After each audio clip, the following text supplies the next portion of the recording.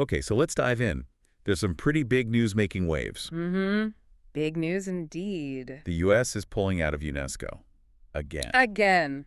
Right. Oh, Effective end of December 2026. and, if this sounds familiar to you, well, it It's the should. third time this has happened. Exactly. The third time the U.S. has decided to leave. Yeah. It's this pattern, isn't it?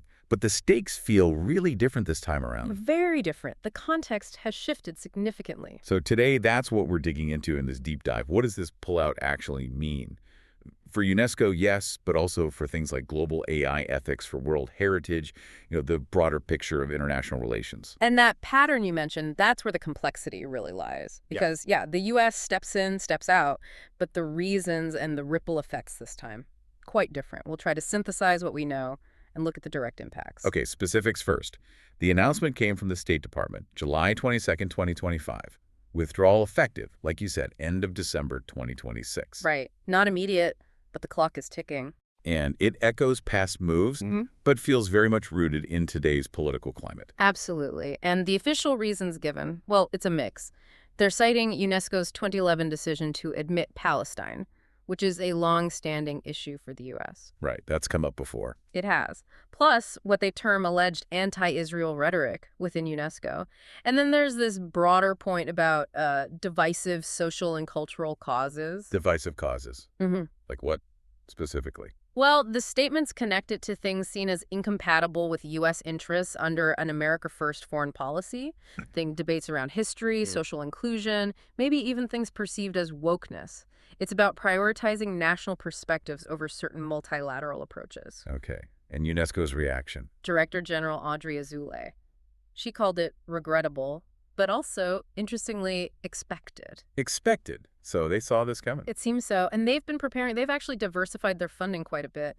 U.S. money used to be, about 22% of their budget? Yeah, big chunk. Now it's down to around 8%. That's a significant drop. They've even said no layoffs are expected because of reforms already made. So financially, maybe not a knockout blow like it might have been years ago. Less of one, certainly. It means less U.S. financial leverage. But it also potentially gives UNESCO, a bit more freedom to pursue things that have broad international backing, even if the U.S. isn't on board. Interesting. A double-edged sword, maybe? Yeah. Less dependency, more autonomy, but also less U.S., say. Exactly. Less direct influence for the U.S. over where things are headed. Okay, let's pivot to AI ethics. This is a huge area. UNESCO's recommendation on the ethics of AI. That was back in 2021, right? Correct. A really landmark thing. The first truly global, comprehensive standard for AI. And it covers a lot of ground. Data privacy, tackling algorithmic bias, human rights, basically setting guardrails for responsible AI. Yeah, and calling for transparency, inclusion in AI governance, plus applying it to specific areas like education, work, even climate change. Broad. Now, the irony here. Didn't the U.S. rejoin UNESCO in 2023 partly because of AI, to have a voice in this exact area? That's precisely it. A major reason for rejoining was to counter China's growing influence in setting global tech norms to get back to the table on AI ethics. So U.S. companies, universities, policymakers, they started getting involved again. Actively involved, pushing for democratic standards, transparency, leveraging American innovation, and sort of civil liberty frameworks. It was a strategic move to re-engage. Okay, so fast forward to 2026. The U.S. exits. What are the immediate impacts on this AI ethics work? Well, first, you lose that strong Western counterbalance.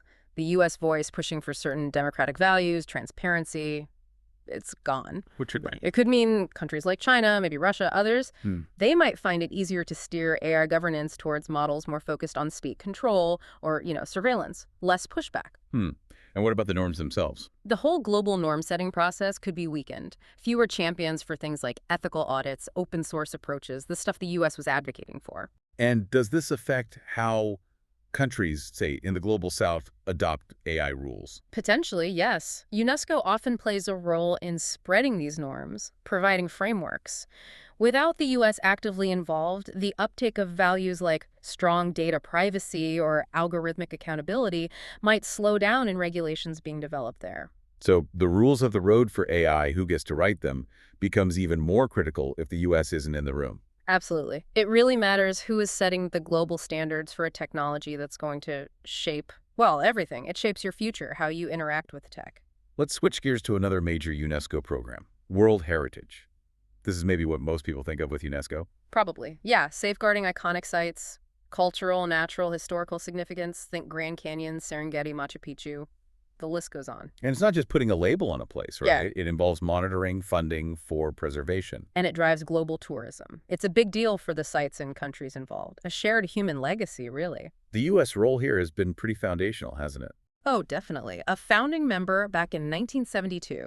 They have 24 sites themselves: Yellowstone, Independence Hall, Monticello. Icons. Truly. But beyond their own sites, the U.S. provided a lot of technical know-how, funding for preservation projects globally. And importantly, they often pushed hard for neutral, apolitical evaluations of sites. Especially in tricky spots. Exactly, like debates around Jerusalem's old city. The U.S. really tried to keep the politics out of heritage decisions. That was a key role they played. So U.S. out in 2026. What happens to World Heritage? Okay, several things. First, the obvious. No more voting rights for the U.S. They can't nominate new sites, can't vote on adding or potentially removing sites. That's a direct loss of A influence. direct loss. Second, that voice advocating for keeping politics out, it's gone. Less pressure for depoliticized decisions. And funding. You mentioned U.S. funding before. Right. Reduced U.S. donations, both governmental and private perhaps, could strain conservation work, especially hitting projects in developing countries that rely more heavily on that international support. What about the U.S. sites already on the list? Yellowstone, Grand Canyon? They'll likely stay on the list.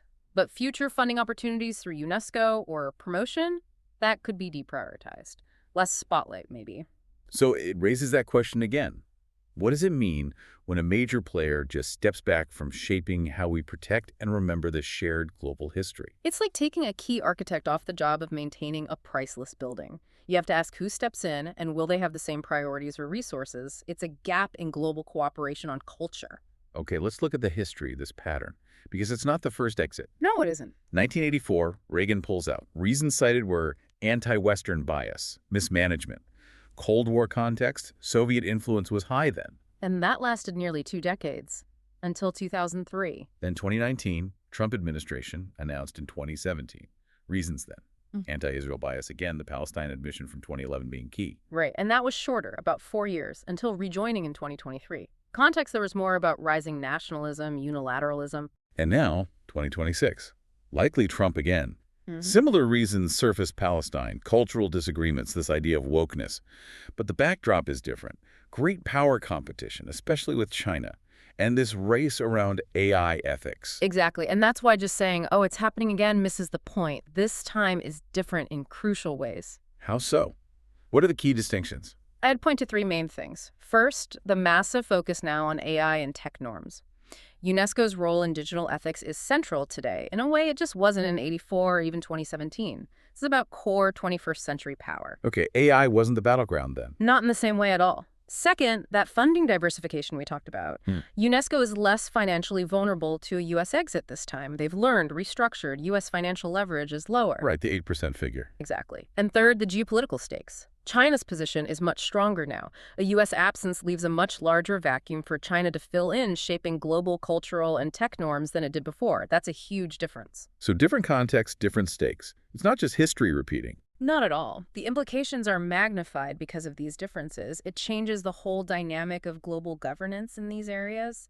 So if the U.S. leaves this void, who fills it? You mentioned China. China is definitely be positioned to increase its influence. They've already upped their funding. They're active. They could really push their vision for AI governance, digital education, cultural diplomacy, expanding their soft power. Are they the only ones? No, not necessarily. European members, particularly France as the host country and Germany, they remain strongly committed. They'll likely push for multilateralism, perhaps shaping things in a more European direction. How about other regions? We're seeing Gulf states, UAE, Qatar, Saudi Arabia investing more in UNESCO-aligned cultural and heritage projects. It's part of their own diplomatic outreach. Interesting. Expanding their influence too. Yes. And you might see other emerging powers, maybe India, perhaps Russia, in certain areas like preservation or media policy, trying to gain more visibility and influence through UNESCO programs as well. So it's not an empty space, it's contested space. Precisely. It's a strategic arena, and different actors are moving to shape its future direction. And that shapes global narratives, global policies. Okay, let's look ahead. The withdrawal isn't until the end of 2026. The U.S. is still technically in, funding, participating for now, but what are the broader ripple effects we might already be seeing or will see? Well, even before the formal exit, the announcement itself sends a message. It's a symbolic blow, right? It chips away at the perception of consistent U.S. leadership in these global, cultural, scientific, educational spheres. Undermines that image. Definitely. Then, diplomatically, as we've discussed, UNESCO's policies, its norms, they could start to shift, skew more towards priorities favored by, say, China or perhaps European coalitions, simply because the U.S. counterweight isn't there. And even with the diversified funding. The financial buffer helps cushion the immediate operational shock, yes. But long term, you could still see strategic deficits emerge. Maybe certain types of programs get less focus, or the overall ambition is scaled back without that U.S. political and sometimes intellectual capital. So let's try to synthesize this for everyone listening. What are the core consequences for you, for the world? Okay, at its heart, this exit likely weakens democratic voices in the crucial formative stages of global AI governance. That's huge. Right. It also means the U.S. steps away from shaping how global history and culture are collectively remembered and preserved, losing that voice for apolitical heritage protection. And strategically, it clears the path for others, China, Europe, Gulf states, to increase their influence, potentially reshaping international norms and narratives in ways that might not align with previous U.S. priorities. And could this damage U.S. credibility more broadly in other international efforts? It could. Repeatedly withdrawing from multilateral bodies might make partners hesitant to rely on U.S. commitments in other areas, like climate action or future tech regulations. It raises questions about reliability. What if rejoining just doesn't happen soon? What are the alternatives for, say, U.S. universities or museums? They'll certainly seek other partnerships, bilateral agreements, collaborations outside the UNESCO framework. But that institutional weight, the global convening power, the legitimacy of a UN body like UNESCO, that's very hard to replicate elsewhere. It's just not the same scale or scope. So wrapping this up, Mhm. this deep dive really shows the U.S. leaving UNESCO isn't just ticking a box on foreign policy. It's got these deep, interconnected consequences. Absolutely. From the future of AI ethics to preserving ancient ruins, it touches a lot. It's a move that really reverberates. It does. And maybe the final thought for you to mull over is this. What does it really signify for global cooperation when a major power keeps stepping in and out of institutions built, supposedly, to foster shared values and collective action? Yeah, what does that pattern mean long term? And following from that, what responsibility do you, as someone engaged with the world, have to stay informed about these shifts because they are shaping the future of international rules, cultural understanding, things that affect us all? Definitely something to keep thinking about. We hope this deep dive gave you a clearer picture of the complexities involved. Keep exploring.